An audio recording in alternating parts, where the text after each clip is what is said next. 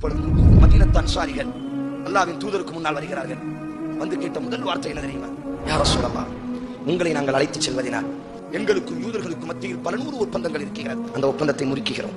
அந்த யூதர்கள் எங்கள் எதிரியாக மாறுவார்கள், முழு உலகமும் எங்களுக்கு எதிரியாக மாறுவார்கள். இந்த அரபுகளும் கருப்பர்களும் வெள்ளையர்களும் சிவப்பர்களும் என்று அத்தனை நபர்களினுடைய எதிர்ப்பை நாங்கள் சம்பாதிக்க தயார். ஆனால் எங்களினுடைய பெண்களை பாதுகாப்பதை விட, எங்கள் குழந்தைகளை நாங்கள் பாதுகாப்பதை விட, எங்கள் மனைவியின் கற்பை பாதுகாப்பதை விட, எங்களினுடைய உறவுகளையும் எங்கள் சொத்தையும் நாங்கள் பாதுகாப்பதை விட, எங்களினுடைய உடலையும் உடைமைகளையும் பாதுகாப்பதை விட, உங்களையும் உங்கள் உயிரையும் நாங்கள் பாதுகாப்போம் யா ரசூலல்லாஹ். ஆனால் இதற்காக வேண்டி எங்களுக்கு நீங்கள் என்ன கைமாறு செய்வீர்கள்? எங்களுக்கு எதை தருவீர்கள்? அல்லாஹ்வின் தூதர் என்ன சொன்னார்? கிலாஃபத் என்று சொன்னாரா? ரோம் ஆட்சி என்று சொன்னாரா? பாரசீகம் ஆட்சி என்று சொன்னாரா? வலகுமுல் ஜன்னah, உங்களுக்கு நான் சொர்க்கத்தை பரிகாரமாக தருவேன். அத்தனை அன்சாரிகளும் சொன்னார்கள், அல்லாஹ்வின் தூதரே கரத்தை நீட்டுங்கள், இதோ நாங்கள் சாகுவதற்கு தயார். எங்கள் மனைவி மக்களை விட எந்த எதிரிகள் எங்களை நோக்கி வந்தாலும்